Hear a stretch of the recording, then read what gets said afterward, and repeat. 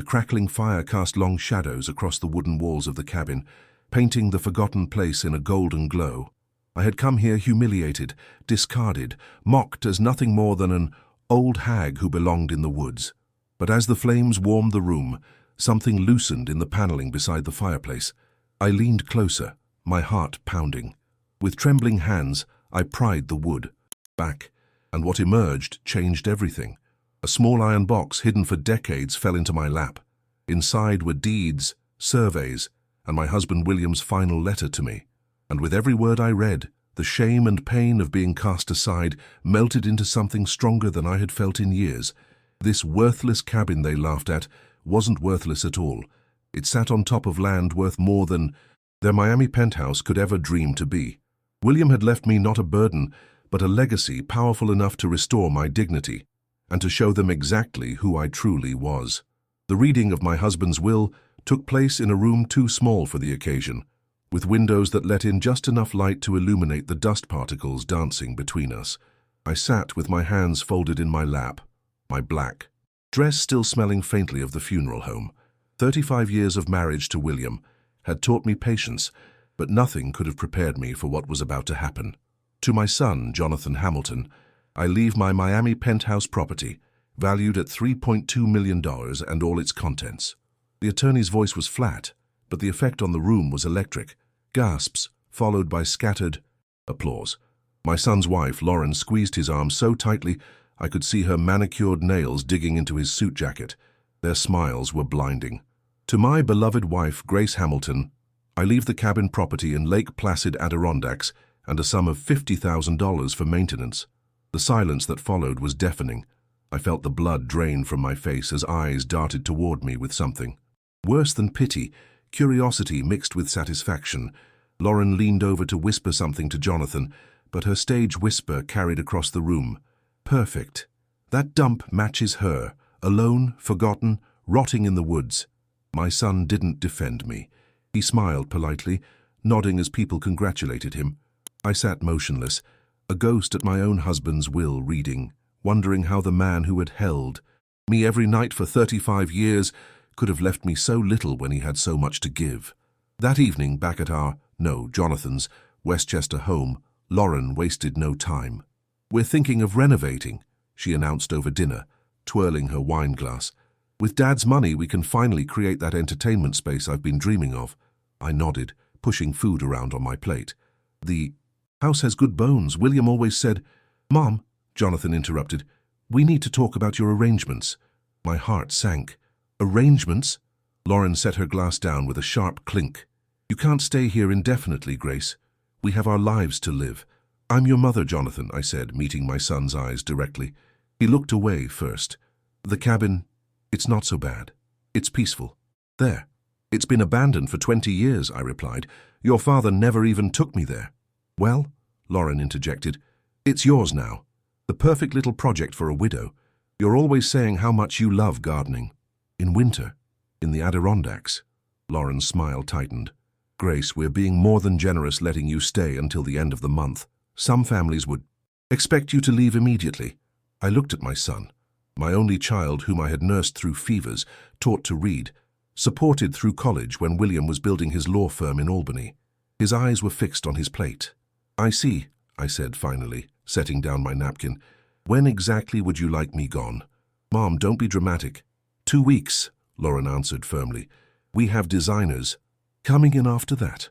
That night I cried silently into my pillow, the first time since William's funeral, not for the loss of luxury or comfort, but for the realization that I had somehow raised a son who could sit quietly while his wife planned my exile. The next morning, I found a stack of cardboard boxes outside my bedroom door with a post-it note in Lauren's handwriting. "For your things." I wanted to scream, to throw them down the grand staircase that William and I had carefully selected when we built this house. Instead, I began to pack.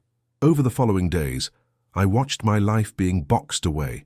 Lauren helpfully decided what was mine versus what was part of the house. My antique tea set, a wedding gift from William's mother, suddenly really belonged in the dining room. My books were too many to take to such a small place. Jonathan occasionally appeared, awkwardly offering to help, then disappearing when Lauren called him away. I kept waiting for him to stand up for me, to say something, anything, that showed he remembered who I was to him. But that moment never came. On my final night, I wandered through the gardens I had tended for decades. The rose bushes William had given me for our 20th anniversary were budding.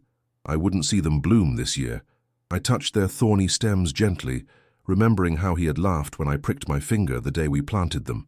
"Be careful, Grace," he had said, wrapping his handkerchief around my bleeding finger. "The most beautiful things often have the sharpest edges." The memory brought fresh tears. What had happened to us? To the family we built?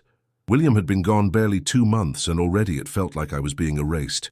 The next morning, Jonathan helped load my suitcases into the hired car. Lauren stood in the doorway, not even pretending to be sad about my departure. "I've arranged for the utilities to be turned on at the cabin," Jonathan said, his voice flat, rehearsed. "There should be enough firewood stacked for a few weeks." I looked at my son, really looked at him, searching for the boy who once crawled into my bed during thunderstorms. "Do you even know who I am anymore?" He shifted uncomfortably.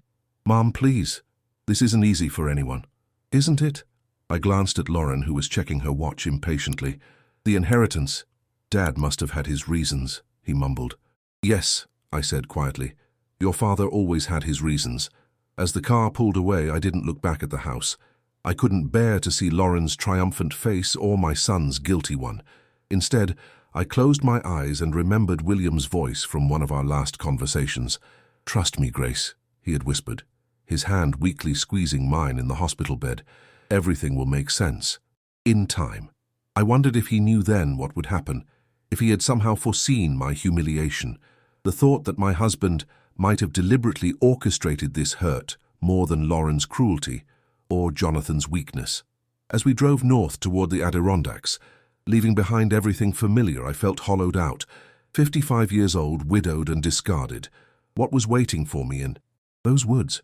And why had William, who had promised to always take care of me, left me so alone? Little did I know that the answers were waiting for me in that cabin, hidden in the walls, ready to change everything. The drive to Lake Placid took nearly 5 hours, winding through increasingly remote terrain as we left the suburbs behind. I watched the landscape change through the car window. Leafy, neighborhoods giving way to dense forests and craggy mountains. The early spring meant patches of snow still lingered in shaded areas, stubbornly resisting the changing season. It felt symbolic somehow. "You sure about this address, ma'am?" the driver asked as we turned onto a narrow dirt road that cut through thick woods.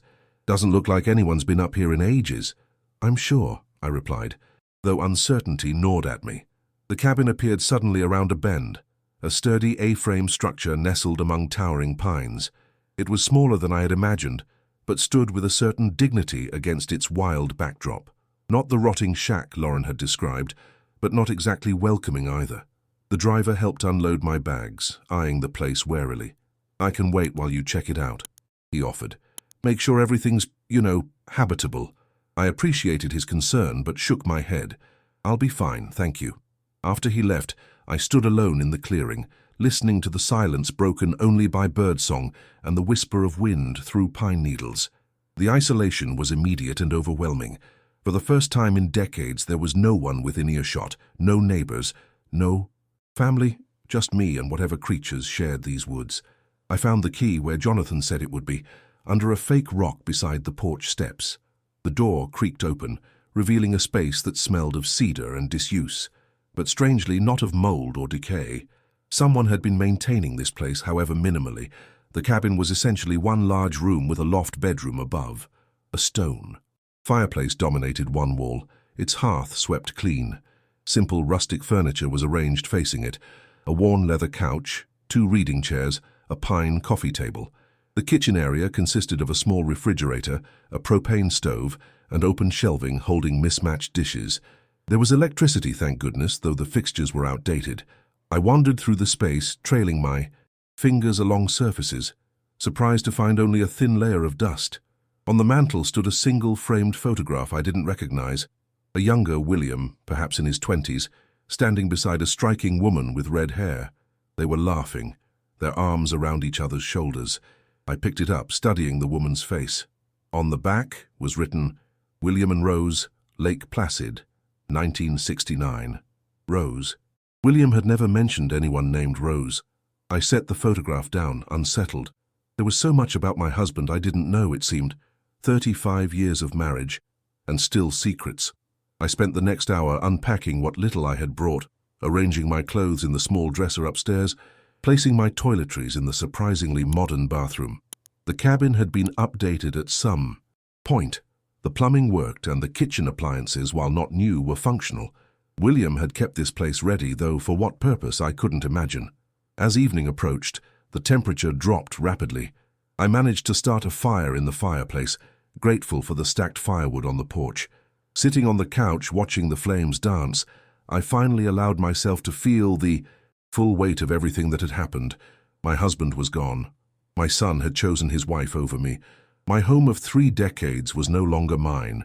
I had been reduced to a burden, an inconvenience to be shipped off and forgotten.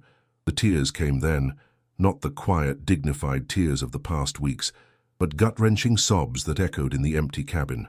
"Why, William?" I asked aloud, my voice sounding strange in the silence. "Why did you do this to me?" A knock at the door startled me so badly I nearly fell off the couch.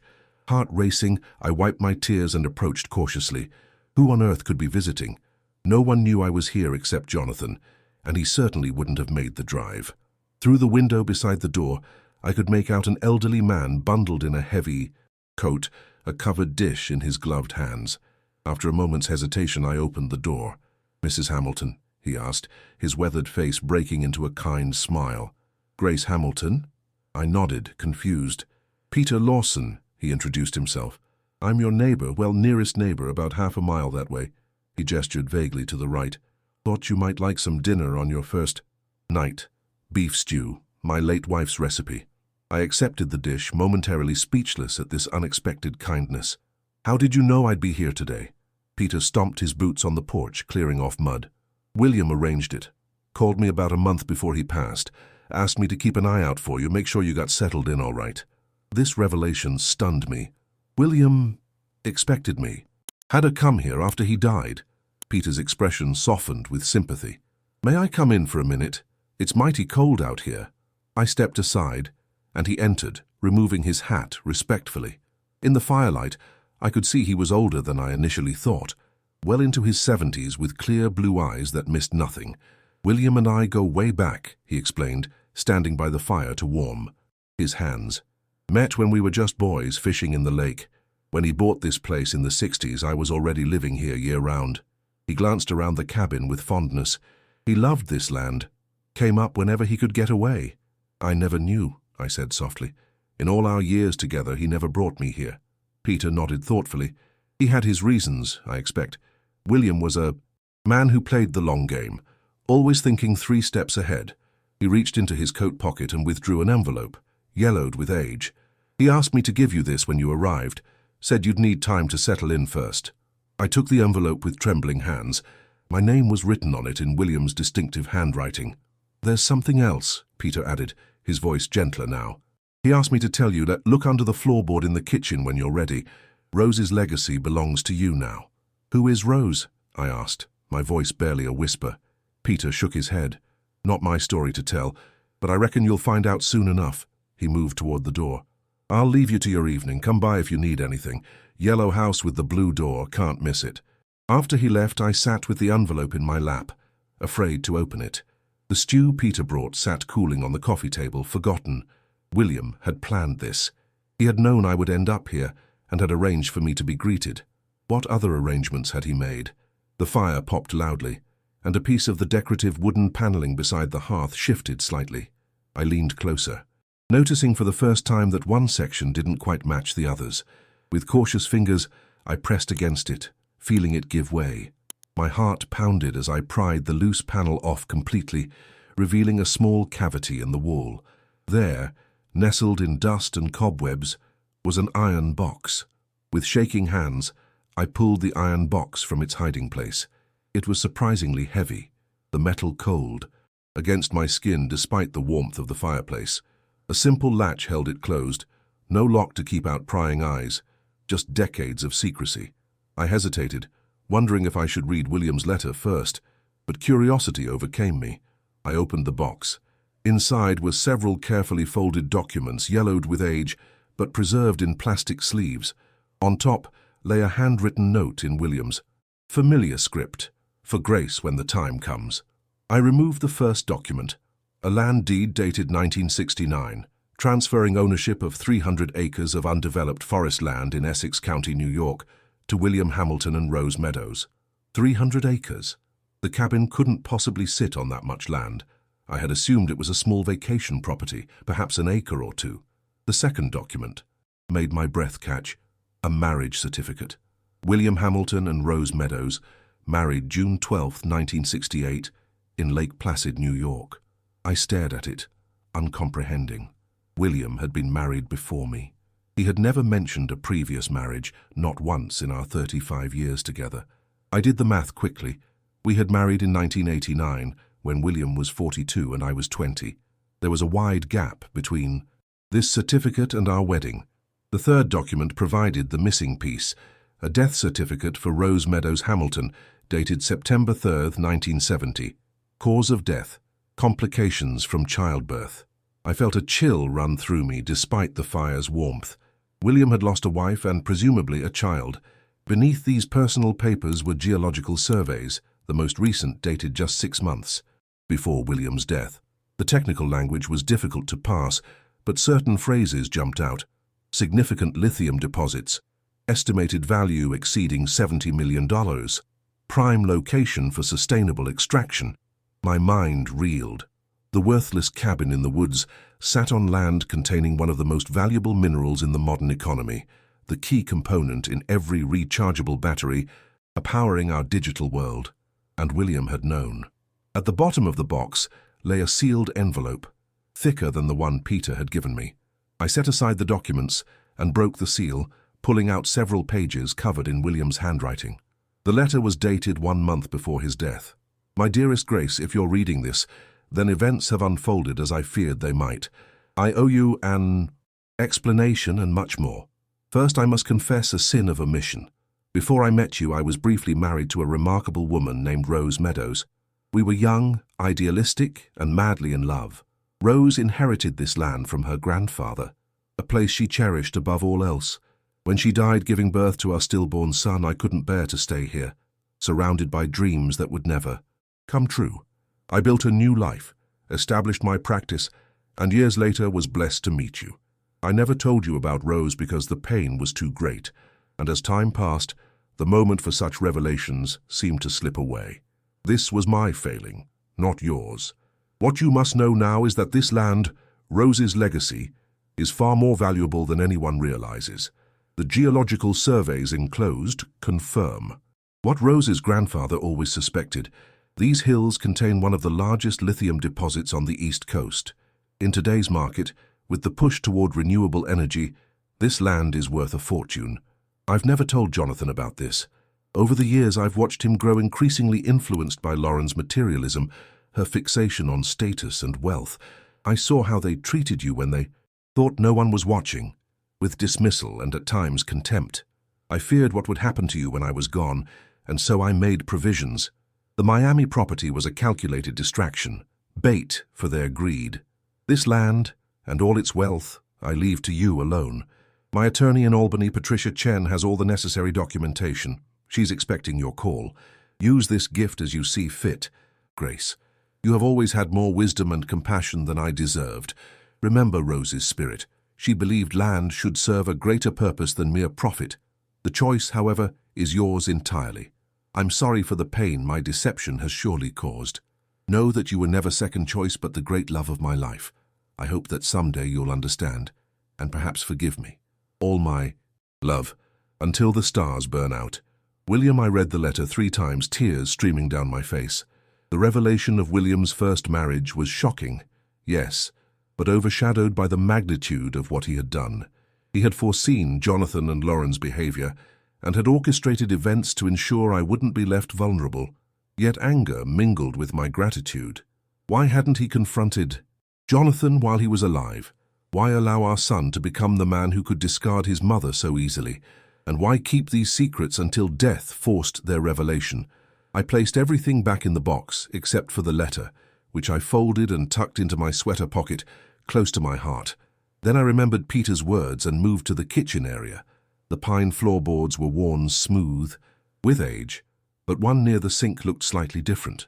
Newer, perhaps. I knelt down, running my fingers along its edge until I found a small notch. With gentle pressure, the board lifted, revealing another, smaller hiding place. Inside was a velvet jewelry box and a folded piece of paper. The paper contained a simple sketch of a cabin by a lake, signed Rose, with a heart drawn beside her name. The jewelry box held a stunning emerald ring, its deep green stone surrounded by tiny diamonds set in platinum. A note tucked inside read, "My grandmother's ring, for the woman who would make William happy again. With love from beyond, Rose." The generosity of this woman I'd never met, her blessing from the past, broke something open inside me. I slipped the ring onto my finger, where it fit, perfectly, as if it had been waiting for me all along. Dawn was breaking by the time I finally went to bed, exhausted but with a new clarity. For the first time since William's death, I felt something other than grief and humiliation. I felt purpose stirring, and with it, a quiet, determined anger. Jonathan and Lauren had mocked me, discarded me, treated me as worthless. They had no idea what William had really left me, or who I truly was. As I drifted to sleep in the loft bedroom, watching the first rays of sunlight filter through pine branches, I made a decision. I wouldn't rush back to confront them. I would take my time, consult with Patricia Chen, and plan my next steps carefully. After all, as William said, I had more wisdom than he deserved, and now I had the power to use it. Morning brought clarity and a strange sense of calm. I made coffee in the small kitchen, watching chickadees flit between snow-dusted pines outside the window. The iron box sat on the table, its contents now organized in neat stacks. I touched Rose's emerald ring, which I'd continued to wear, a talisman of sorts connecting me to a woman who, in her absence, had given me an unexpected gift. Things first, I needed to call Patricia Chen. William's letter mentioned she was expecting me, though I wondered how long she'd been waiting. I found a business card in the box with her Albany office number. The phone on the cabin wall was an old model, but the line was active, another detail William had arranged. Patricia answered on the second ring, her voice crisp and professional. "Miss Chen, this is Grace Hamilton, William's widow." There was a pause, then genuine warmth entered her voice. "Mrs. Hamilton, I've been hoping you'd call. William told me you might need some time to find everything." "You knew about all of this?" I couldn't keep the accusation from my tone. Only what I needed to know as his attorney.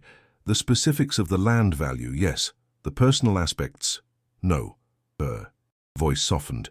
"William was a private man, but he cared deeply for you. That much was obvious."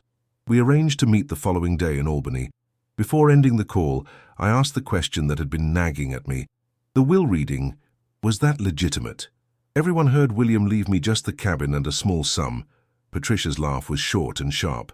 Absolutely legitimate, but deliberately incomplete. The cabin and $50,000 were indeed left to you in the public will. The mineral rights, the full acreage, and the trust he established in your name were documented separately, in private filings that don't require public disclosure. Your son and daughter-in-law heard exactly what William wanted them to hear.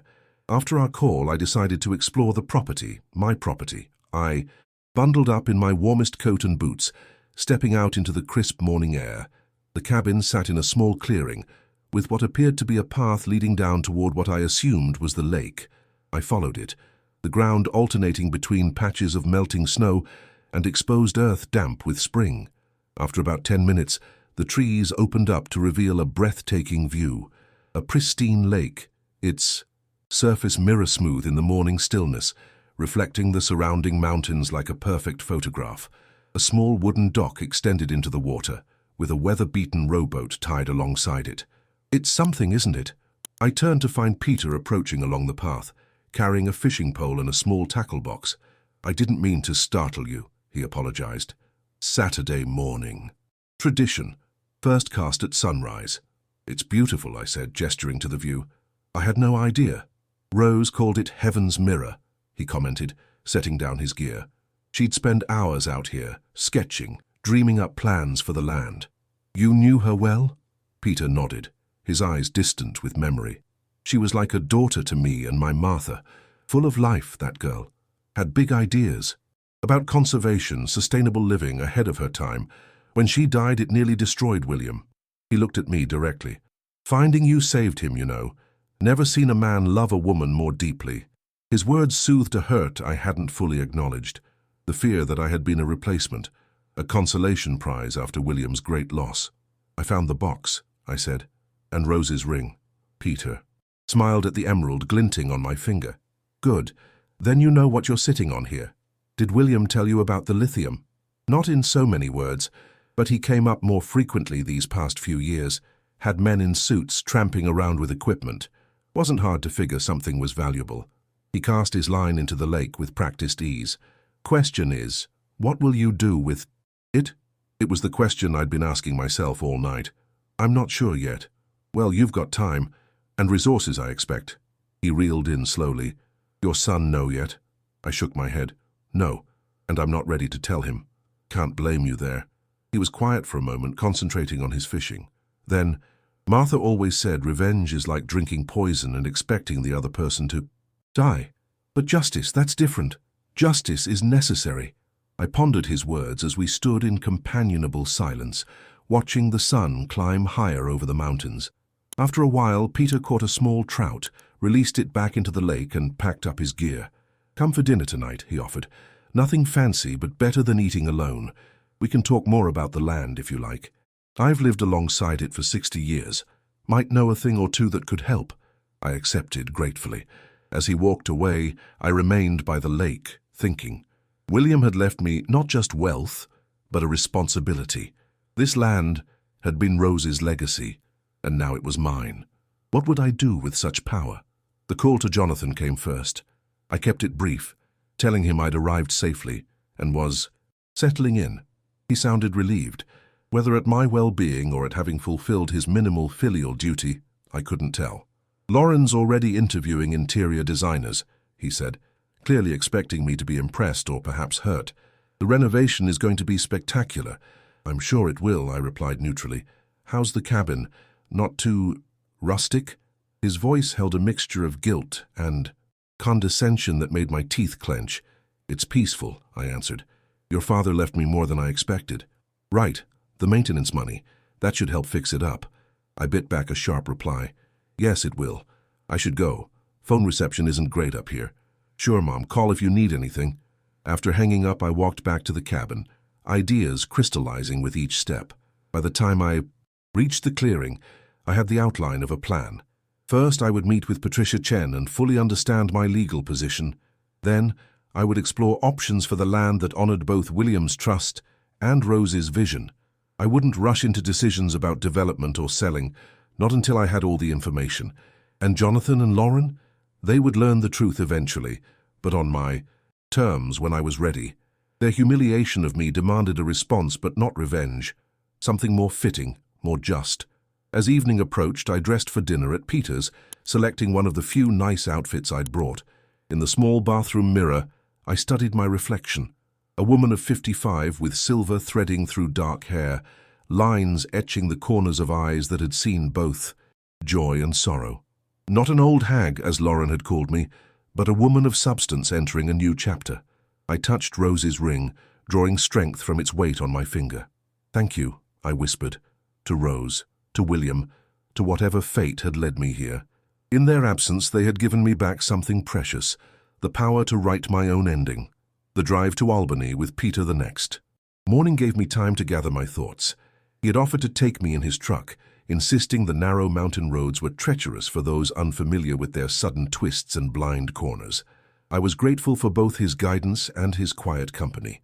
Patricia Chen is good people, Peter remarked as we descended from the mountains toward the city. Smart as a whip, loyal to William for decades. You can trust her. Did you know about all this? I asked, watching his weathered profile. The lithium? The value of the land? He kept his eyes on the road, hands steady on the wheel. Suspected. William never confirmed it outright, but he'd ask questions about environmental impact, water table effects, not the kind of things a man asks unless he's considering something significant. He glanced at me briefly. Rose would have been careful with it, whatever she did. She loved that land like it was alive. Patricia's office occupied the top floor of a restored Victorian building in downtown Albany. The space was elegant but understated. Polished hardwood floors, tasteful artwork, floor-to-ceiling bookcases filled with leather-bound volumes. Patricia herself was a surprise. Younger than I expected. Perhaps 40, with a direct gaze and firm handshake. "Mrs. Hamilton," she greeted me, gesturing toward a comfortable seating area rather than across her imposing desk. "I'm glad you found the documents William left. He was quite specific about how they should be revealed to you." "Why all the secrecy?" I asked, settling into a leather armchair. "Why not just tell me while he was alive?" Patricia's expression softened. William believed certain truths would only be believable after events had played out naturally. He predicted how your son and daughter-in-law would react to his passing, and felt you needed to experience their true colors before you could accept the reality of what he had arranged. "He manipulated me," I said, the hurt still fresh. "Used me as bait in a trap of his making." "He protected you," she countered gently. "Perhaps not in the way you would have chosen, but effectively. If he had told you about the land's value before his death, would you have been able to keep it from Jonathan? Would you have believed what William suspected about him and Lauren?" I wanted to protest, but couldn't. She was right. My maternal blindness had been profound. For the next hour, Patricia walked me through the legal details of my inheritance. The cabin property was indeed mine, as stated in the public will, but a separate trust document, executed privately and completely legal, granted me full ownership of the surrounding 300 acres, including all mineral rights. The geological surveys confirmed lithium deposits worth tens of millions, with potential for more depending on extraction methods and market prices. William established the Grace Hamilton Trust 6 months before his death, Patricia explained, sliding documents across the coffee table. "The trust owns the land and mineral rights. You are the sole beneficiary and trustee with complete control over how the assets are managed. And Jonathan doesn't know any of this?" "No, the public will..." was designed specifically to make him believe he had received the lion's share of William's estate. "A test," I murmured, "that he failed spectacularly." Patricia nodded, her expression carefully neutral. "You have several options moving forward. You could sell the mineral rights outright. Several mining companies have already made inquiries through intermediaries, though they don't yet know the full extent of the deposits. You could enter into a limited partnership for extraction while retaining ownership. Or you could hold the land as is, appreciating in value while you consider more sustainable approaches. What would you recommend?" I asked. "Professionally speaking, a carefully structured partnership with the right company could yield significant returns while maintaining environmental oversight. But personally?" She hesitated.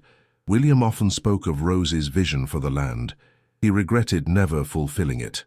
I touched the emerald ring unconsciously. What was her vision? A sanctuary of sorts, a place where nature and human needs could coexist without destruction. She was ahead of her time in many ways. Patricia reached for another folder. "William kept her. Drawings and plans. He meant for you to have them." The folder contained sketches of buildings nestled into the landscape, a visitor center, cabins, research facilities, all designed to work with the natural contours of the land rather than against them.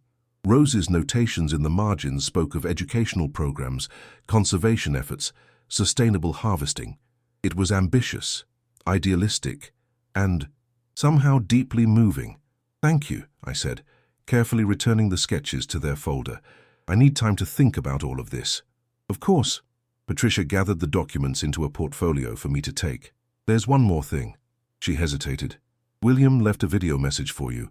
He asked that you view it privately when you felt ready." She handed me a small USB drive. His words, not mine.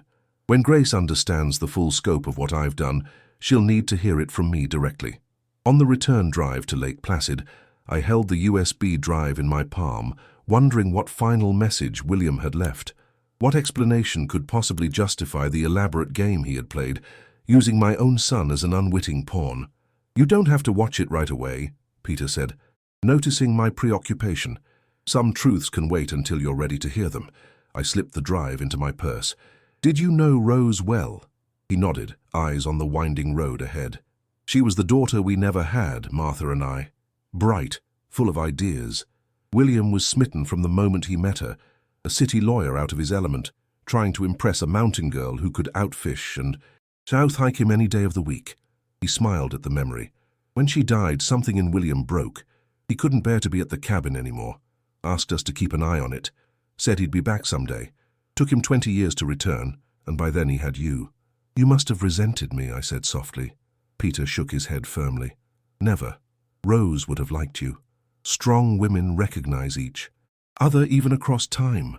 Back at the cabin, I found myself drawn to the photo on the mantel, William and Rose, young and laughing. I studied her face, trying to imagine the woman who had captured William's heart so completely that he had preserved her dreams decades after her death. What would you do? I asked her image quietly. With this land, this power? As if in answer, the light shifted. Through the window, illuminating the emerald on my finger, the stone the color of fresh leaves of life renewed. I knew then what my next steps would be, though the path ahead wasn't entirely clear. I took out my phone and dialed Jonathan's number. Mom? He sounded surprised. Everything okay? Everything's fine, I assured him. I've been thinking, why don't you and Lauren come visit this weekend? See the cabin for yourselves. There was a pause, then muffled conversation as he conferred with Lauren. Sure, he said finally, not quite masking his reluctance. We can drive up Saturday morning. Perfect, I replied, my voice steady. There's something important I need to show you both. Saturday morning dawned clear and bright, the kind of perfect spring day that feels like a gift. I woke early, before the sun had fully crested the mountains, and sat on the porch with a cup of coffee planning my approach. Peter had helped me prepare the cabin, bringing extra chairs and a folding table so we could all sit comfortably. I had arranged the geological surveys, trust documents, and Rose's sketches in neat stacks on the coffee table. Everything was ready. When I heard the crunch of tires on gravel around mid-morning, I straightened my sweater and touched Rose's ring for courage. Jonathan's sleek black SUV pulled into the clearing, looking absurdly out of place against the rustic cabin and surrounding pines. I watched from the porch as they emerged, Jonathan in casual designer clothing that still managed to look formal, Lauren in a white blouse and tailored pants that were entirely impractical for the location. Mom, Jonathan called with forced cheerfulness, waving as if I might not see him in the small clearing. We made it! I descended the steps to greet them, accepting Jonathan's brief hug and Lauren's air kiss beside my cheek. Up close, I could see the barely concealed distaste in Lauren's expression as she surveyed the cabin and surrounding woods. It's quaint, she managed, her smile tight. Very authentic. Thank you for coming, I said simply, leading them up to the porch. The drive wasn't too difficult, I hope? Jonathan shrugged. GPS kept trying to take us down logging roads. Barely any cell service out here. That's part of the charm, I replied, opening the door for them, being disconnected from the world for a while. Inside, Lauren made a show of admiring the rustic interior, her compliments transparently false. Such character, so cozy, really makes you appreciate modern amenities, doesn't it? Jonathan wandered to the fireplace, noticing the photograph on the mantel. Who's this with, Dad? He asked, picking it up. That's Rose, I answered, watching his face. Your father's first wife. His head snapped up, eyes wide. First wife? Dad was married before you? Lauren abandoned her inspection of the kitchen to join us, suddenly interested. William was married before. He never mentioned that. No, I agreed. He didn't. Not to me either. I only learned about Rose after coming here. I gestured toward the couch. Please sit. There's a lot I need to tell you both. They exchanged glances before settling. Onto the sofa, their postures stiff with sudden wariness. I took the armchair opposite them, the coffee table with its neatly arranged documents between us. Rose Meadows was your father's first love, I began, keeping my voice even. They married young and bought this land together, all 300 acres of it. When she died in childbirth in 1970, William couldn't bear to stay here. He built a new life, met me years later, and we had you, Jonathan. He never spoke of Rose or this place, though he maintained it all these years. Jonathan frowned, processing this information. So this cabin, it's all that's left of his first marriage? That's why he gave it to you instead of selling it? Not exactly, I replied, reaching for the topmost folder. This land isn't just a sentimental keepsake. It contains one of the largest lithium deposits on the East Coast. Lauren's perfectly shaped eyebrows shot up. Lithium? Like for batteries? I nodded, passing them the geological surveys. These were updated 6 months before your father died. The estimated value of the mineral rights alone exceeds $70 million. Jonathan's mouth fell open as he scanned the documents. Lauren snatched them from his hands, her eyes rapidly moving across the pages. "But that's," Jonathan stammered, "that's impossible. If Dad knew about this, why would he leave you just the cabin in his will? Why give me the Miami property instead of this?" "That's what I've been asking myself," I said quietly. "Then I found this." I slid William's letter across the table. "Read it. Both of you." They bent their heads together, scanning William's words. I watched their expressions shift from confusion to disbelief to dawning horror as they realized the implications. When they finished, Lauren was the first to react. "This is ridiculous," she snapped, tossing the letter back onto the table. "Some dramatic posthumous reveal? It's like something from a bad movie." William clearly wasn't thinking. Clearly, when he wrote this, "What exactly are you saying, Mom?" Jonathan asked, his voice tight. "That Dad deliberately misled everyone about his assets? That he set up some kind of test?" "He established a private trust," I explained, indicating the legal documents. "The Grace Hamilton Trust owns this land and all mineral rights. I am the sole beneficiary and trustee. The Miami property is indeed yours, Jonathan, but it represents only a fraction of William's true estate." Lauren's face had gone pale, then flushed with anger. "So all this time, while we thought we were being generous, letting you stay with us after the funeral, you were secretly worth millions. Were you laughing at us behind our backs?" "I knew nothing about this until I came here," I said firmly. "William kept these secrets from all of us. The question is why?" Jonathan stood suddenly, pacing to the window and back. "This can't be legal. Dad can't just hide assets like this. There must be inheritance taxes, proper disclosures." "It's entirely legal," I interrupted. "Patricia Chen, your father's attorney, has managed everything according to the law. The trust was established 6 months before William's death with all appropriate taxes paid. There's nothing to contest." Lauren's eyes had taken on a calculating gleam despite her obvious anger. "Well, this changes everything, doesn't it? I mean, we're family. Surely William intended for Jonathan to share in this windfall. He was William's only child, after all." "Was he?" I asked quietly. "The death certificate I found mentions Rose died in childbirth. William never told me about a child." This new revelation struck them silent. Jonathan sank back onto the couch, looking stunned. "I had a half-sibling?" "The baby didn't survive," I clarified, feeling a pang of sadness for the family William might have had, the grief he had carried silently for decades. Lauren recovered first, her tone switching to conciliatory. "Grace, I know we've had our differences, but surely we can work together on this. 300 acres is a lot to manage alone, especially at your stage of life." She leaned forward, all sincerity now. "We could help you negotiate with mining companies, handle the business aspects. You shouldn't have to worry about such complex matters." I studied her face, the forced smile, the calculating eyes, and felt a strange calm settle over me. This was exactly what William had predicted. This was why he had orchestrated everything as he had. "I appreciate your concern," I replied evenly, "but I've already consulted with experts. Patricia has introduced me to environmental lawyers and sustainable development consultants. I've decided not to sell the mineral rights outright." "What?" Lauren's voice rose sharply. "That's absurd. You're sitting on a fortune and you're not going to use it."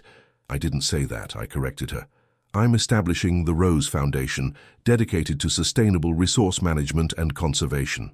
We'll partner with a responsible mining company to extract the lithium using minimal impact methods, with the majority of profits funding environmental education and research." Jonathan looked bewildered. "Mom, you don't know anything about running a foundation or mining operations. This is crazy. You need our help." "Do I?" I asked, holding his gaze. "The same help you offered when you packed my belongings in boxes and gave me 2 weeks to leave the home I shared with your father for 30 years. The same help Lauren offered when she called me an old hag who belonged." "In the woods?" They both froze, Lauren's mouth opening in shock. "You heard that?" she whispered. "I heard everything," I confirmed. "Including your silence, Jonathan, when your wife mocked your mother. William heard it too, in a way.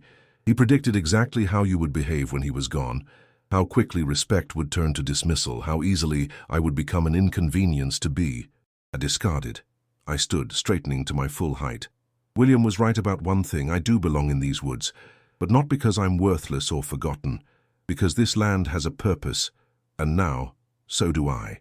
Lauren stormed out of the cabin first, the door slamming behind her with such force that the windows rattled. Jonathan remained seated, staring at the documents spread across the coffee table, his face a mask of conflicted emotions. "You should go after her," I said quietly. He looked up at me, eyes searching my face. "Is that what you want? For me to leave?" "What I want," I replied, "is for my son to remember who I am, who we were to each other before money and status became more important than family." Jonathan winced, running a hand through his hair, a gesture so like his. Father, that my heart ached. "I don't know what to say, Mum. This is all so unexpected." Life usually is. I moved to the window, watching Lauren pace furiously beside their SUV, phone pressed to her ear despite the spotty reception. "Your father taught me that, in his way." "Did you love him?" Jonathan asked suddenly. "Truly love him, despite the secrets?" The question caught me off guard. "With all my heart. Our marriage wasn't perfect, no relationship is, but we built something real together." I turned to face him. "Including you, Jonathan. You were our greatest joy." He stood then, moving to join me at the window. "I remember when I was 10 and Dad took me fishing at that lake upstate. He told me the most important thing a man could do was protect the people he loved, even when they didn't understand his methods." He shook his head ruefully. "I thought he was talking about you being upset that we'd gone on a boys' trip."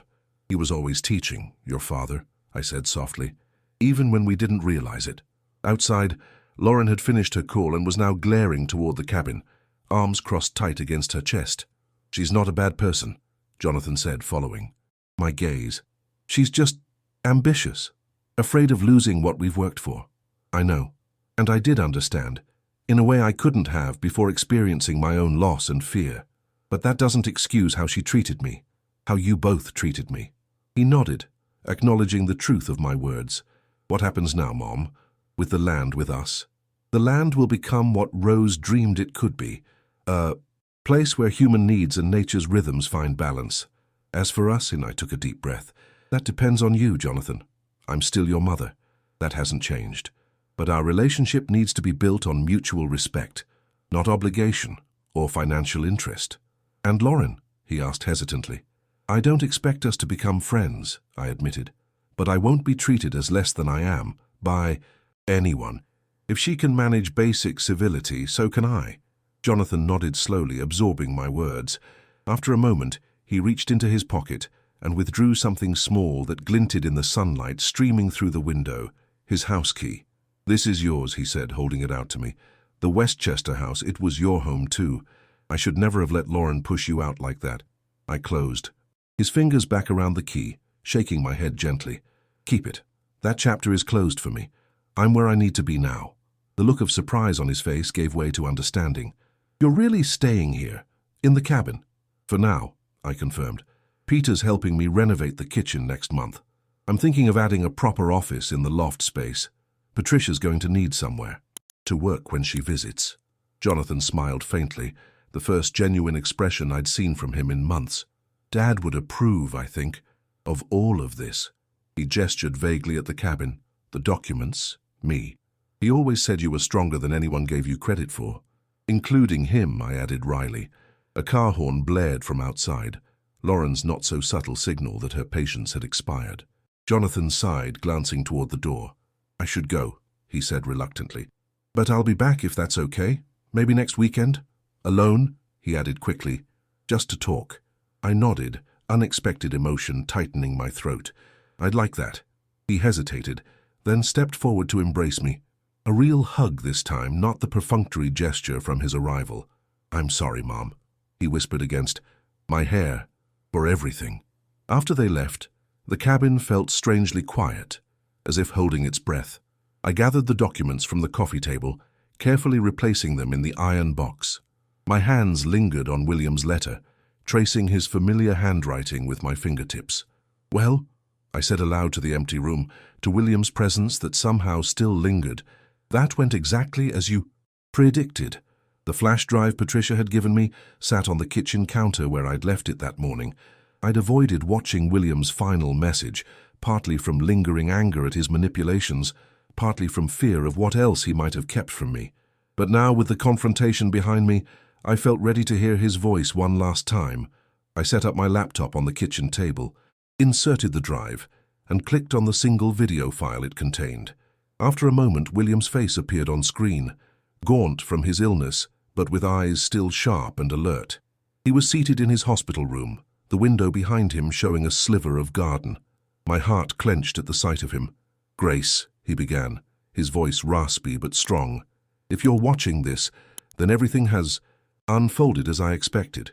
You found the box, spoken with Patricia, and discovered what Rose and I left for you." He smiled slightly. "And I imagine you're quite angry with me right now." I laughed, despite myself, wiping away an unexpected tear. "I owe you an explanation," he continued. "When I met you, I was a broken man trying to outrun his past. You saved me, Grace, your kindness, your unwavering heart. You brought me back to life. But I never fully escaped the guilt of failing Rose and our son. I couldn't protect them when they needed me most." He paused, gathering himself. "As I watched Jonathan grow up, I saw how Lauren's influence changed him. I recognized the signs because I'd seen them in myself at his age. Ambition overshadowing compassion, appearances mattering more than substance. I tried to guide him subtly, but in the end I realized I was losing that battle." William leaned closer to the camera. "When my diagnosis came, I knew I had to make choices about my legacy, not just material possessions, but what lessons I would leave behind. The public will was a test, yes, but not just for Jonathan, for you too, my love. I needed to know you would find your strength, without me there to shield you." His expression softened. "Forgive me for not trusting you with the truth while I lived. Some lessons can only be learned through experience.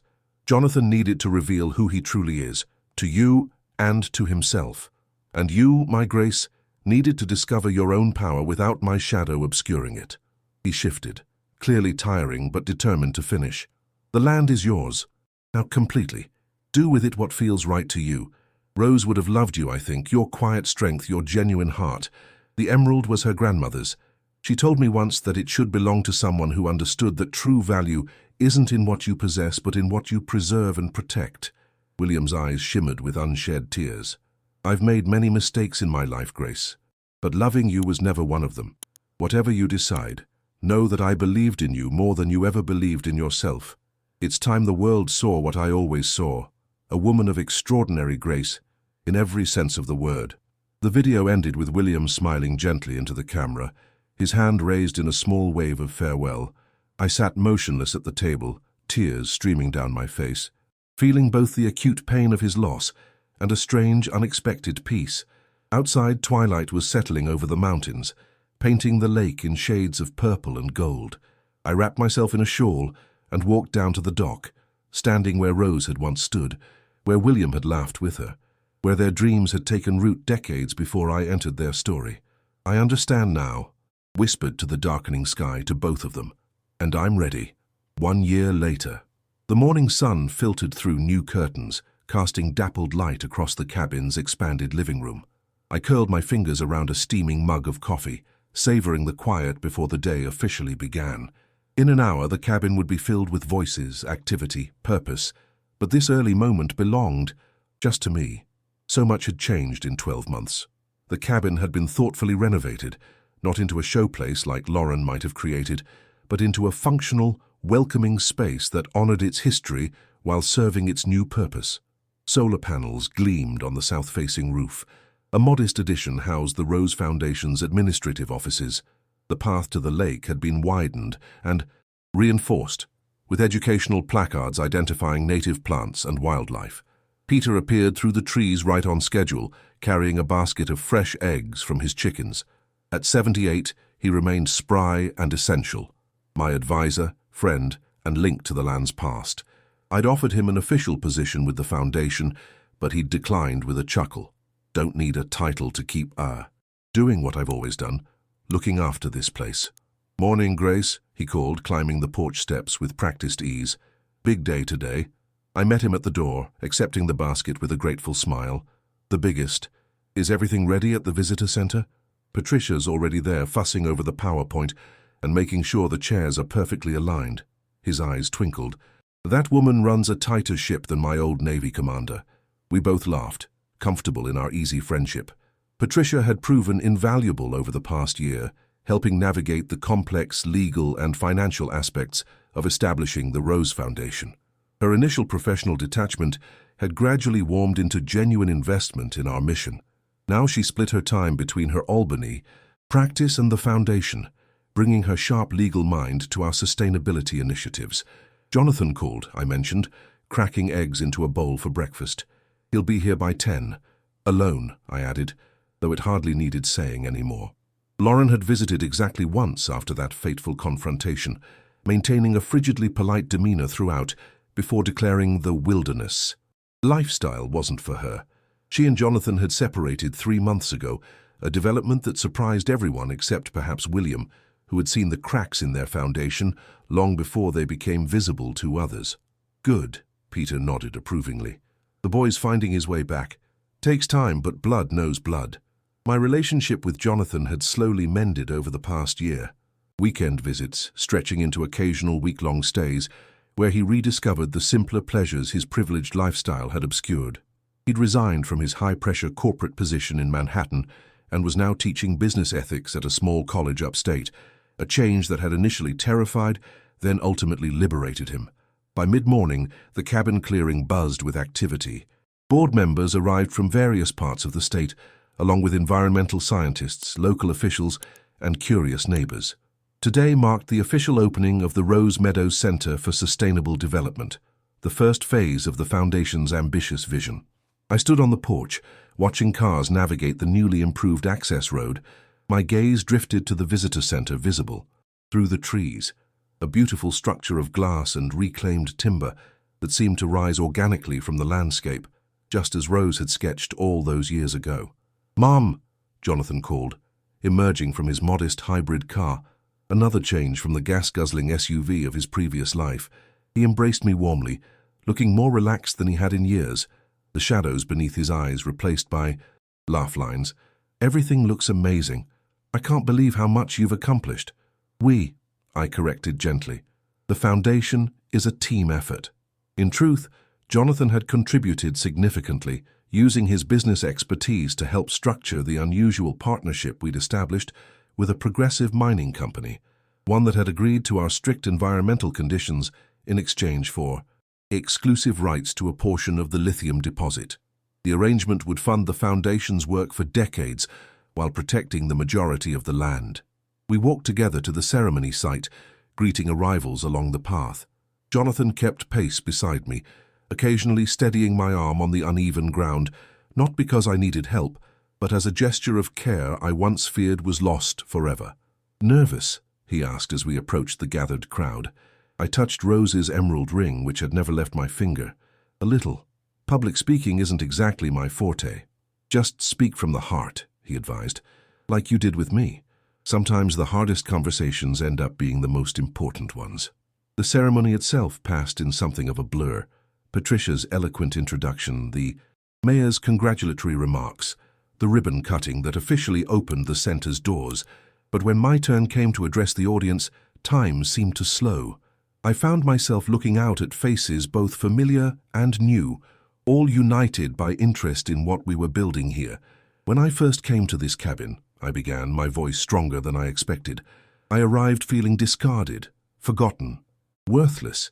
I had been defined by others, as a wife, a mother, an inconvenience, rather than by my own vision of myself." Murmurs of recognition rippled through the crowd, particularly among the older women. What I found here, among these trees and beside that lake, was not just financial value hidden in the earth, but something far more precious, the opportunity to redefine myself on my own terms, to create meaning from loss, to transform rejection into purpose. I gestured toward the center behind me, its large windows reflecting the surrounding forest.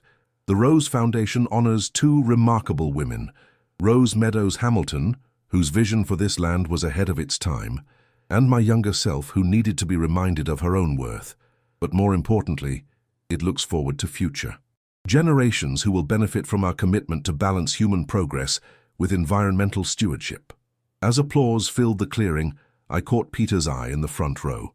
He nodded slightly, his weathered face radiating quiet pride. Beside him, Patricia smiled, her usual professional reserve softened by genuine emotion. And Jonathan, standing just off stage, looked at me with newfound respect, not just as his mother but as a woman of substance and vision. Later that evening, after the guests had departed and the excitement had settled, Jonathan and I sat on the dock watching twilight descend over the lake. The first stars were appearing, reflected perfectly in the still water, heaven's mirror as Rose had called it. "I understand Dad better now," Jonathan said after a comfortable silence. "Why he did what he did. He saw something in you that even you couldn't see then." I nodded, considering his words. "Your father was complicated, brilliant but flawed, loving but sometimes manipulative. In his own way, he was trying to protect us both." "Do you forgive him?" Jonathan asked quietly. "For the secrets, the tests?" The question made me pause. "Forgiveness isn't always a single moment," I replied finally. "Sometimes it's a process unfolding gradually as understanding deepens. I've made peace with William's methods because I recognize the love behind them, however imperfectly expressed." My son smiled, reaching for my hand. "You know, Lauren called yesterday. She's engaged to that hedge fund manager she's been seeing. Are you okay with that?" I asked, carefully. He laughed softly. "More than okay. I wish her well, genuinely. She wasn't a villain in our story, just someone with different values than I ultimately discovered were mine." He squeezed my fingers gently. "We all got lost for a while there, didn't we?" As the darkness deepened around us, I thought about William and Rose, their dreams for this land, and the strange, winding path that had led me here. I remembered Lauren's cruel words that had once cut so deeply, "Perfect, you belong in the woods, old hag," and found that they no longer held any power over me. "They thought they buried me in the woods," I murmured, echoing the thought I'd had that first night in the cabin. "They didn't know they were planting me." Jonathan looked at me questioningly. "Something I realized when I first discovered William's letter," I explained. "Being sent away, discarded, it felt like being buried alive. But it was actually the beginning of something new, like a seed in the earth. I needed that darkness to find my way toward the light." As we walked back to the cabin, arm in arm under a canopy of stars, I felt William's presence in the whisper of wind through the pines, Rose's spirit in the emerald on my finger. They had given me more than land or wealth. They had given me the chance to discover my own strength, to grow into the woman I was always meant to become. The cabin lights glowed warmly against the night, no longer a place of exile, but a true home. Tomorrow would bring new challenges, new opportunities for the foundation, new chapters in my story.